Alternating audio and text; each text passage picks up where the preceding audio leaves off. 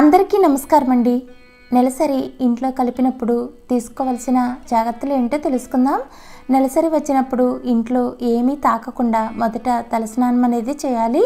రెండవ రోజు వదిలి మరలా మూడో రోజు కూడా తలస్నానం చేయాలి. నెలసరి టైం తెలుస్తుంది కనుక ఆ 3 రోజులు వేసుకునే బట్టలు సపరేట్గా పెట్టుకుంటే మంచిది. కనీసం 3 రోజులు డబ్బులు దాచే బీరువాలు అయినా కొత్త బట్టలు పెట్టే ప్రదేశాలైనా తాకకుండా ఉండేలా చూసుకోవాలి.